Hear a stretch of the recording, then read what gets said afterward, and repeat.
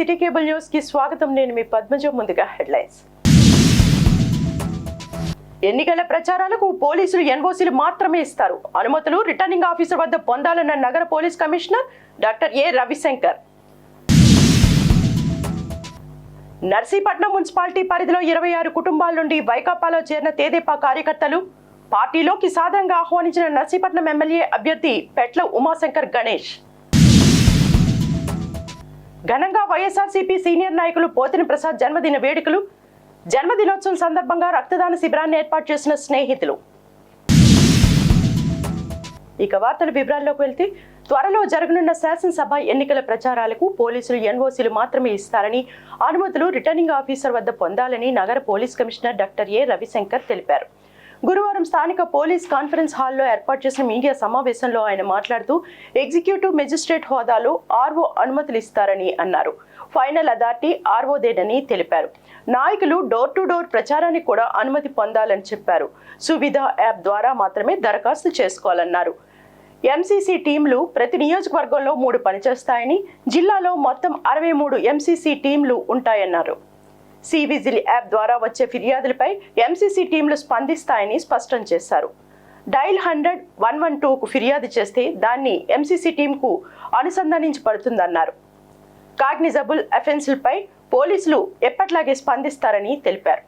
Polling బూత్లకు 200 మీటర్ల దూరంలో party కార్యాలయాలు ఉండాలని, జిల్లాలో 5 స్టాటిక్ సర్వేలెన్స్ టీమ్స్ పనిచేస్తున్నాయని సిపి పేర్కొన్నారు.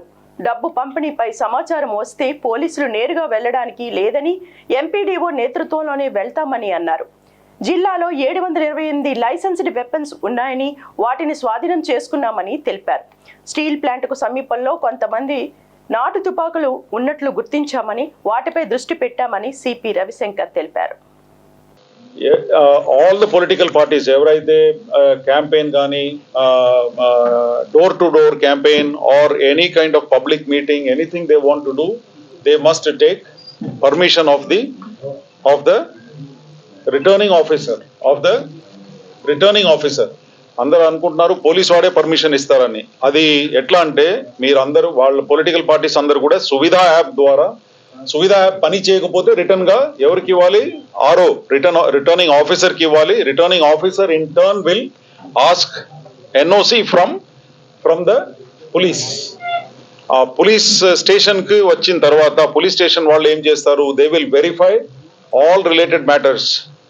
అదే టైంకి వేరే ఎవరైనా ర్యాలీకి పర్మిషన్ పెట్టి ఉన్నారా లేదా, ఆ ప్లేస్ లో వాళ్ళ మధ్యలో, వాళ్ళ పార్టీ మధ్యలోనే వేరే డిసిడెంట్ గ్రూప్ అంటే ఫ్యాక్షన్ ఏమైనా ఉందా వాళ్ళ పార్టీలోనే, ఇట్లా ఇతర విషయాలన్నీ కూడా పరిగణలో తీసుకొని then they will give a NOC to the returning officer, back to the returning officer. Returning officer is a executive magistrate.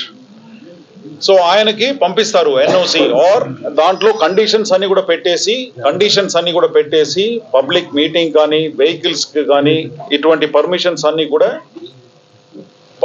కు ఎన్ఓసి మాత్రమే పోలీస్ స్టేషన్ నుంచి ఇస్తారు. ఇచ్చిన తర్వాత the final permission letter is given by the returning officer అండి. Okay, అదంతా కూడా Suvidha app ద్వారానే పెట్టాలా. జనరలీ ఇఫ్ సువిధా యాప్ పని చేయలేదు, ఇంటర్నెట్ లేదు, ఎలక్ట్రిసిటీ లేదు, ఇట్లాంటి రకరకాలుగా కారణాలు ఏదైనా ఉంటే they can give a return permission letter paying the necessary fees. తర్వాత దానికి కావాల్సిన డాక్యుమెంట్స్ అన్ని కూడా అంటించి they have to give it to the returning officer. So the returning officer is the final authority to give permissions for any rally, any meeting, door to door campaign. కొంతమందికి doubt ఉంది, door to door campaign చేయవచ్చా లేదా permission లేకుండా. దానికి కూడా you have to take permission అండి. ఎందుకంటే door to door campaign చేసుకొని అందరూ ఇక్కడే వచ్చారనుకోండి, అటువైపు ఒక పార్టీ, ఇటువైపు ఒక పార్టీ, వాళ్ళు కొట్లాడుకోవచ్చు. ఒకటి. Second, door to door campaign ఇక్కడ చేస్తున్నారు అనుకోండి, అక్కడ టికెట్ ఎవరికి ఇవ్వలేదో ఆయన టికెట్ ఇచ్చిన వాడి మీదే అది. సో ఇట్లాంటి చాలా విషయాలు ఉంటుంది. అన్నిటినీ పరిగణలో తీసుకొని పోలీస్ వాళ్ళు ఎన్ఓసి మాత్రమే ఇస్తారు కానీ final permission is given by the returning officer. MCC teams total ఇప్పుడు ప్రతి కాన్స్టిట్యుయెన్సీలో మినిమం 3 ఎంసీసీ టీమ్స్ ఉండాలండి. So 3 into 7 21 multiplied by 3 shifts. అంటే totally 63 MCC teams, model code of conduct teams కూడా జిల్లా ఇక్కడ మన విశాఖపట్నంలో ఏర్పాటు చేయడం జరిగింది. ఆ ఎంసీసీ టీమ్స్ కు కంప్లైంట్స్ వస్తుంది. Complaints can come from C vigil is a public this thing. ఎవరైనా దాంట్లో వైలేషన్స్ ఎక్కడైనా కనపడితే, మిస్యూజ్ చేస్తూ ఉంటే ఆర్ ఏదైనా బ్రైబింగ్ ఏదైనా చేస్తూ ఉంటే అటువంటి ఫోటోలు కానీ కంప్లైంట్స్ కానీ దాంట్లో రిజిస్టర్ చేయవచ్చు. సి విజిల్ యాప్ అండి అది ఒకటి. ఆ మార్గం ఉంది, ఆ రూట్ ఉంది, that is available for all common public ఒకటి. సెకండ్, సువిధలో కూడా some people are complaining, they are raising complaints. ఆ కంప్లైంట్స్ అన్ని కూడా returning officer concerned MCC teams కి పంపించేస్తున్నారు ఒకటి. ఇది కాకుండా డయల్ 100 and 112 దాని ద్వారా కూడా చాలా మంది ఫోన్ చేసి కంప్లైంట్స్ చేస్తున్నారు. ఈ కంప్లైంట్స్ అన్ని కూడా చివరికి కంట్రోల్ రూమ్ నుంచి ఎంసీసీ టీమ్స్ 63 టీమ్స్ ఏదైతే ఉందో మన జిల్లాలో, ఆ టీమ్ లో ఉన్న ఎగ్జిక్యూటివ్ మ్యాజిస్ట్రేట్, ఈ team head is executive magistrate MPDO, ఆయనకి ఇన్ఫార్మ్ చేస్తారు. చేసిన వెంటనే వాళ్ళు కూడా 3 షిఫ్ట్స్ లో పనిచేస్తారు. 63 టీమ్స్ ఏదైతే షిఫ్ట్ లో పని చేస్తుందో MCC team headed by executive magistrate, ఆయన ఇచ్చిన కంప్లైంట్ మీదే తర్వాత ఆధారాలు బట్టి we will start the investigation in the police station, we will issue a FIR. అర్థమైంది కదా? ఆ విధంగా ఈ కంప్లైంట్స్ మీద చర్యలు తీసుకోవడం జరుగుతుంది. కాగ్నిజబుల్ ఆఫెన్స్ అంటే ఏంటి? మర్డర్ జరిగింది ఆర్ ఎక్కడో దొంగతనం జరిగింది, ఇదంతా కూడా police directly will take action. Election code కు దీనికి ఏమీ లేదండి.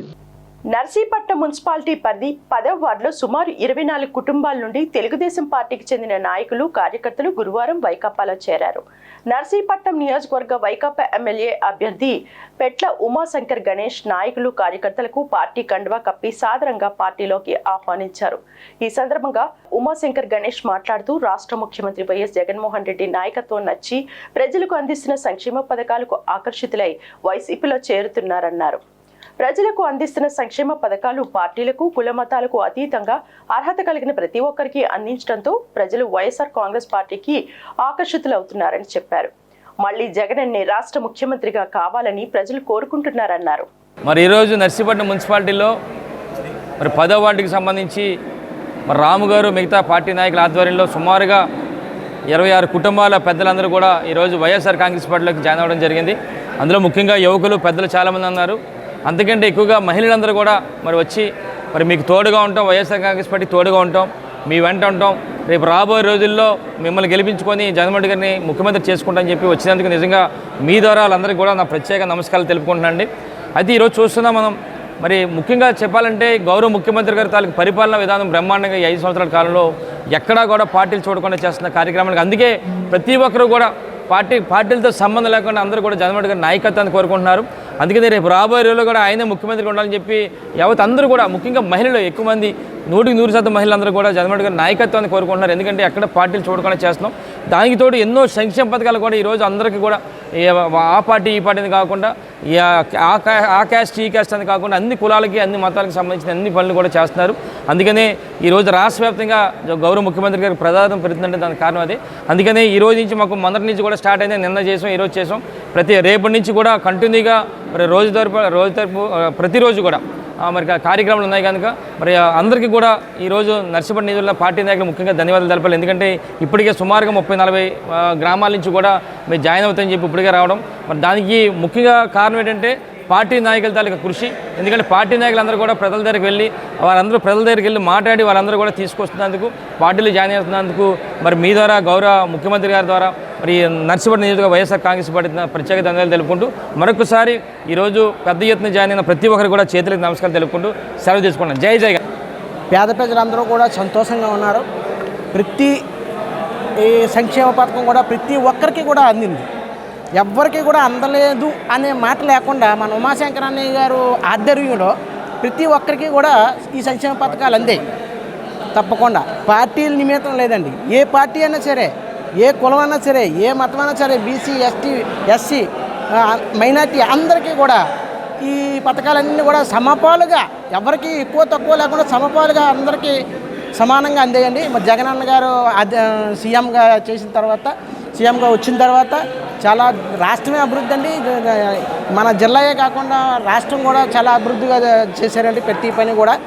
ఇలాగే మళ్ళీ కూడా ఈ జగనన్న గారు వచ్చి మనకి ఈ సంక్షేమ పథకాలు మళ్ళీ అమలు చేసి ఇవే కాకుండా ఇంకా పేద ప్రజలకు కొత్తగా కొంచెం మంచి పథకాలు పెట్టి అమలు చేసి ఇలాగే కానీ ఆయన కానీ నడిస్తే అనుమానం లేకుండా ఈయన కంపల్సరీగా ఎలా లేదన్నా సరే 4-5 దప్పాలు సీఎంగా గ్యారంటీగా ఉంటారండి. ఈ దప్ప కూడా సీఎం కింద అయినా కంపల్సరీగా 100% సీఎం కింద అయినా వస్తారండి. ఆ నమ్మకం ప్రజల్లో అందరిలో ఉంది. మన నర్సీపట్నం నియోజకవర్గం ప్రజలందరిలోనూ కూడా ఉందండి. జీవీఎంసీ మధురవాడ జోన్ పరిధిలో వైఎస్ఆర్సీపీ సీనియర్ నాయకులు అనుష క్యాటరింగ్ అండ్ సప్లైస్ అధినేత పోతిన ప్రసాద్ జన్మదిన వేడుకలను మిత్రులు సన్నిహితులు ఘనంగా నిర్వహించారు. ఈ సందర్భంగా స్నేహితులంతా లైఫ్ స్టైల్ బ్లడ్ బ్యాంక్ అరుణ ఆధ్వర్యంలో రక్తదాన శిబిరం ఏర్పాటు చేసి రక్తదానం చేశారు. అనంతరం పోతిన ప్రసాద్ మాట్లాడుతూ ఒకరి రక్తదానం మరొకరికి ప్రాణదానం అవుతుందని, కావున ప్రతి ఒక్కరూ రక్తదానం చేయాల్సిన అవసరం ఎంతైనా ఉందన్నారు. శిబిరంలో అన్ని పార్టీలకు చెందిన నాయకులు కార్యకర్తలు పాల్గొన్నారు.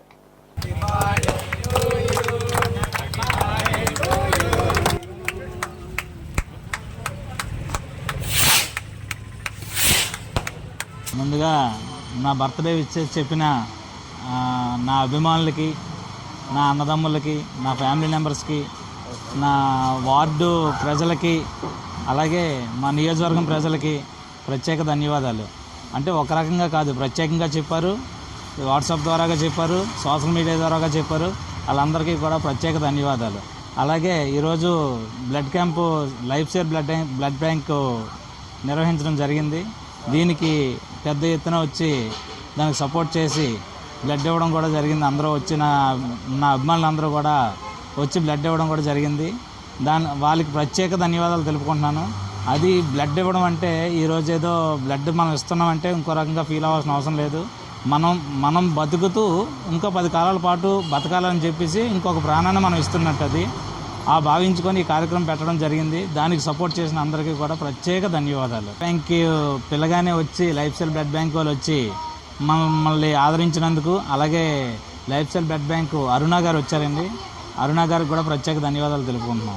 సుమారు 100 కోట్ల రూపాయల బకాయిలు చెల్లించాలని విశాఖ స్టీల్ ప్లాంట్ కు విద్యుత్ శాఖ నోటీసులు పంపించింది.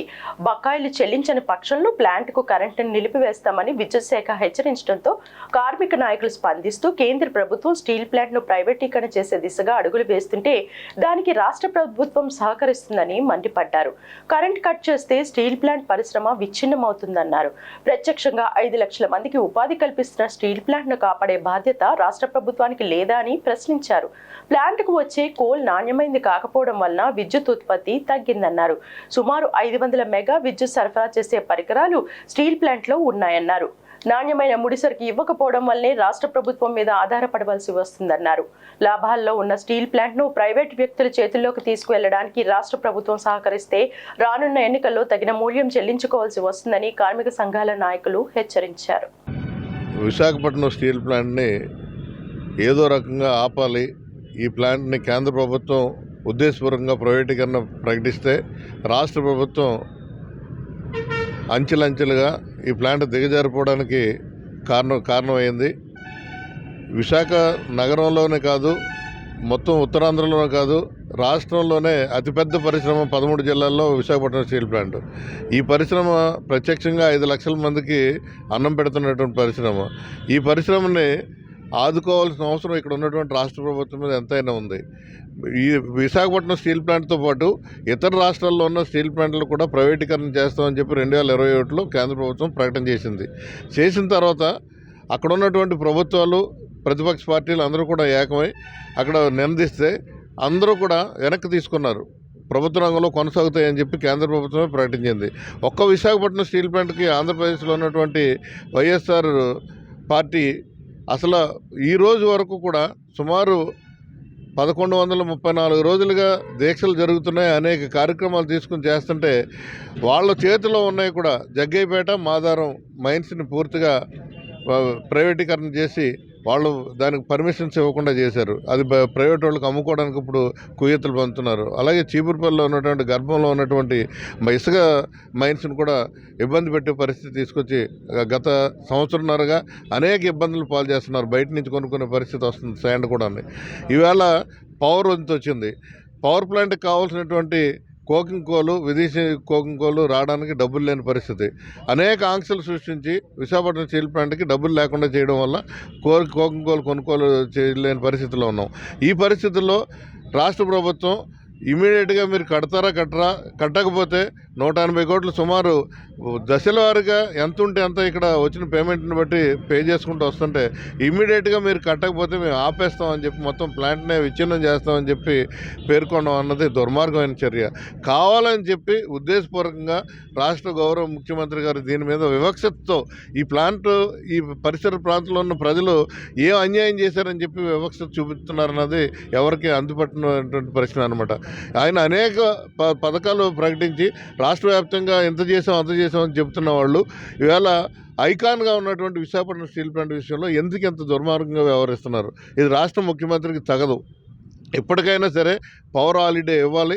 ఇక్కడ ఉన్నటువంటి చిన్నపాటి చేతితో ఈ పరిశ్రమ మళ్ళా మనుగడిగే పరిస్థితి ఉంది కాబట్టి ఎప్పటికైనా సరే రాష్ట్ర ప్రభుత్వం స్పందించాలని చెప్పి, స్పందించకపోతే ఈ ఎన్నికల్లో తగిన గుణపాఠం తప్పదని చెప్పి మీ ద్వారా తెలియజేస్తున్నాం. త్వరలో జరగనున్న శాసనసభ ఎన్నికల్లో విశాఖలో వైఎస్ఆర్ కాంగ్రెస్ పార్టీ ఉత్తర నియోజకవర్గ ఎమ్మెల్యే అభ్యర్థిగా పోటీ చేస్తున్న కేకే రాజుకు పలు స్వచ్ఛంద సంస్థలు, గ్రామ సభ్యులు, స్థానిక నాయకుల నుండి అభినందనలు వెల్లువెత్తాయి. ఈ మేరకు వైకాపా అధిష్టానం ఎమ్మెల్యే అభ్యర్థిగా కేకే రాజు పేరును ఖరారు చేసినప్పటి నుండి వివిధ సామాజిక వర్గానికి చెందిన నాయకులు బుధవారం నియోజకవర్గ పార్టీ కార్యాలయంలో కేకే రాజుకు పుష్పగుచ్చాలు అందజేసి అభినందనలు తెలియజేశారు.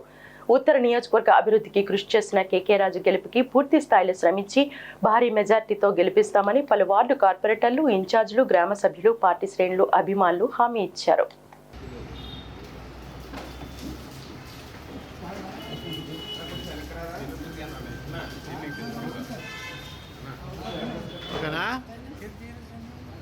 వెళ్ళాను నా దగ్గరికి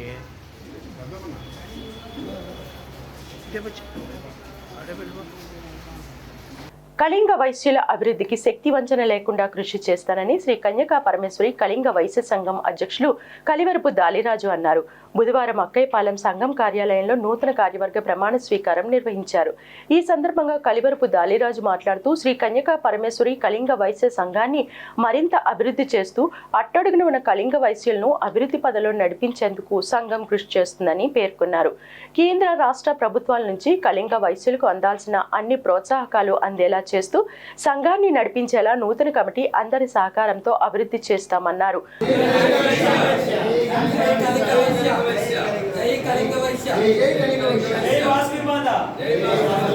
అక్కయ్యపాలెం సంఘ పరిధిలో ఉన్నటువంటి మా కళింగ వైశ్య కుటుంబీకులందరూ కూడా నాపై ఎంతో నమ్మకంతో ఈ అధ్యక్ష బాధ్యతను ఇచ్చినందుకు వారందరికీ కృతజ్ఞతలు తెలుపుకుంటూ మన కులంలో ఉన్న అట్టడుగు వారికి వారి కష్టాల్లో మేమంతా అండ ఉండి వాళ్ళకి అన్ని విధాల ధైర్యము, చేయూతనిచ్చి సంఘంలో అందరి వలె వాళ్ళు కూడా గౌరవ ప్రపత్తులతో బతికే విధంగా సంఘం ద్వారా మేమంతా ప్రయత్నం చేస్తాం. అలాగే చదువుకున్న పిల్లలు మెరిట్లో వచ్చిన వారికి ప్రభుత్వ పరంగా, సంఘపరంగా ప్రోత్సాహాలు అందించి మన కులంలో ఉన్నటువంటి పిల్లల విద్యా ప్రయోజనాలను కాపాడుతామని, అలాగే మనకంటూ ఒక సొంత ఇండివిజువల్ బిల్డింగ్ కోసం కూడా ప్రయత్నం చేసి అది అందరి తాలూకా సహాయ సహకారాలతో అది సాకారం కావాలని ఆ కన్యకా పరమేశ్వరి తల్లి ఆశీస్సులు, మా పెద్దల ఆశీస్సులతో ప్రయత్నం చేస్తాం. చనిపోయినప్పుడు వారికి ఎవరు అండదండలేనటువంటి వారు ఆ బాధతో ఉండవలసిన అవసరం లేకుండా సంఘం అండగా ఉంటుంది. ఈ సంఘం అంతా కూడా ఒకే కుటుంబంగా భావించి నేను నా సహచరులైనటువంటి సంఘ ప్రతినిధులు అందరూ కూడా వారందరినీ కూడా ఏకత్రాటిపై అందరినీ కలుపుకొని సంఘాన్ని నా శక్తి వంచన లేకుండా ముందుకు నడిపిస్తామని ప్రమాణం చేస్తున్నాను దైవసాక్షిగా. మన అక్కయ్యపాలెం సంఘానికి వర్కింగ్ ప్రెసిడెంట్ కింద ఏకగ్రీవంగా ఎన్నుకున్నాను. సో నా శక్తి వంచన లేకుండా ఈ సంఘానికి, మన సభ్యులకి అందరికీ కృషి చేస్తాను. శ్రీపాలెం కళింగ వయసు సంఘానికి కోశాధికారిగా నన్ను ఎన్నుకోబడ్డారు. వారందరికీ నా ధన్యవాదాలు తెలుపుతున్నాను. ఈ సంఘం పట్ల అన్ని విధాలుగా నా శక్తివంతం లేకుండా కృషి చేస్తానని మనస్ఫూర్తిగా ప్రమాణం చేస్తాను. వైస్ ప్రెసిడెంట్గా నన్ను ఎన్నుకోవడమైనది. మరియు నేను భారతీయ జనతా పార్టీ కిసాన్ మోర్చా తరఫున ప్రధాన కార్యదర్శిగా కూడా ఉంటున్నాను. కాబట్టి ఈ కళింగ వయసు సంఘానికి సర్వదా కృషి చేస్తానని ప్రమాణం చేస్తున్నాను. నన్ను శ్రీ కన్యకా పరమేశ్వర అఖిల పౌర సంఘం నుంచి నన్ను కార్యదర్శిగా అందరూ ఎన్నుకున్నారు. అందరికీ పేరు పేరున ధన్యవాదాలు.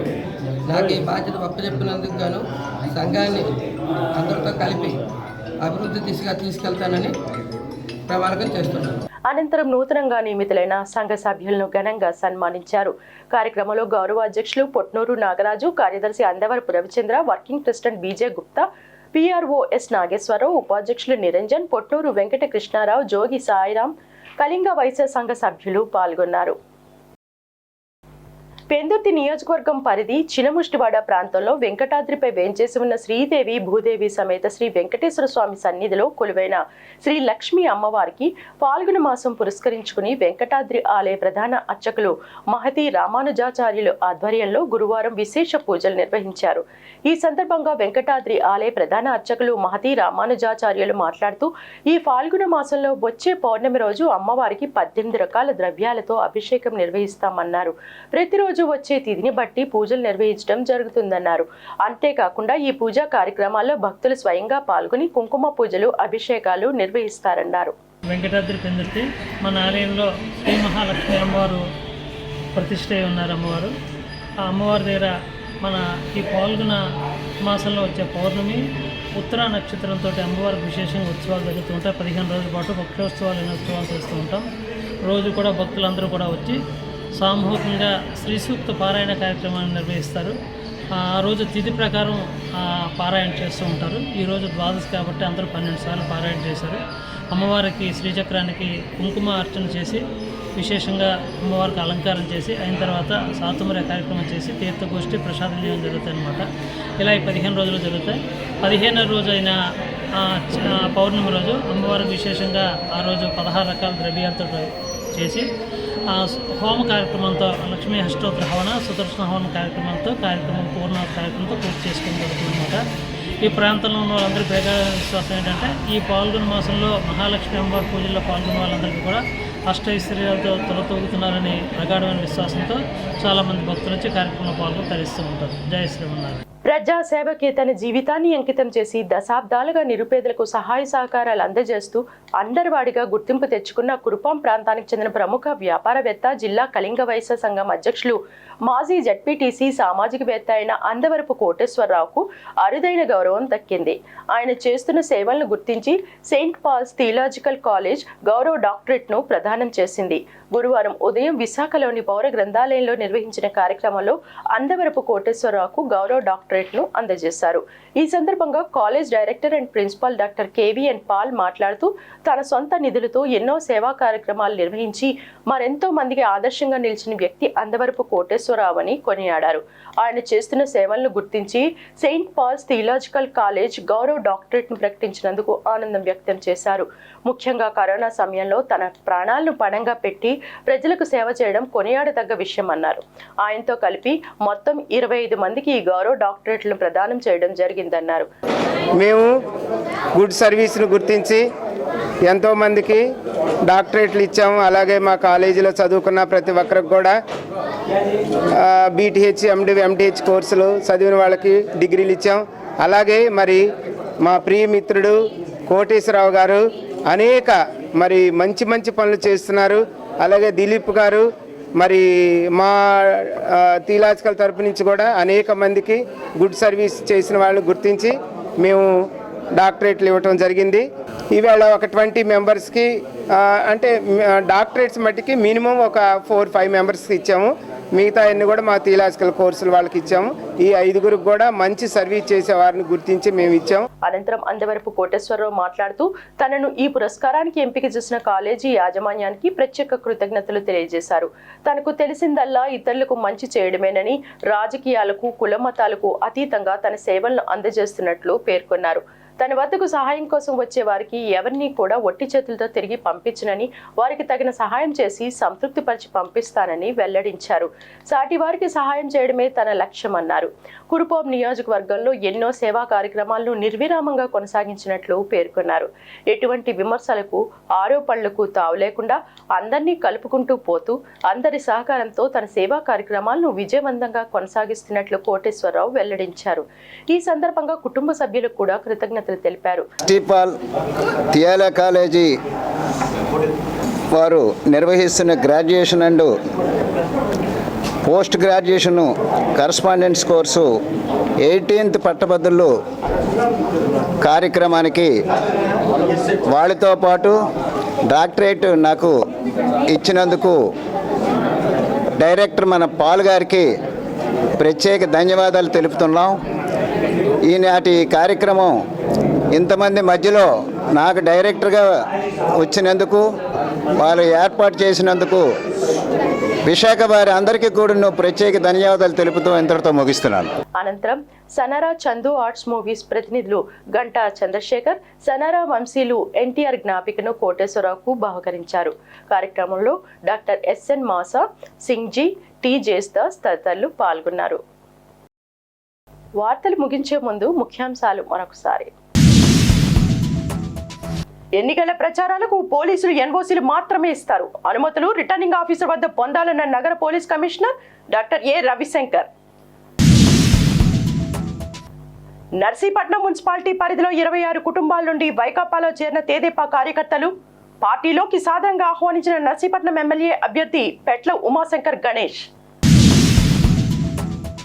ఘనంగా వైఎస్ఆర్సీపీ సీనియర్ నాయకులు పోతిని ప్రసాద్ జన్మదిన వేడుకలు. జన్మదినోత్సవం సందర్భంగా రక్తదాన శిబిరాన్ని ఏర్పాటు చేసిన స్నేహితులు. ఇవి బులెటిన్ విశేషాలు. మరిన్ని వార్తా వివరాలతో మళ్ళీ కలుసుకుందాం. అంతవరకు సెలవు. నమస్కారం.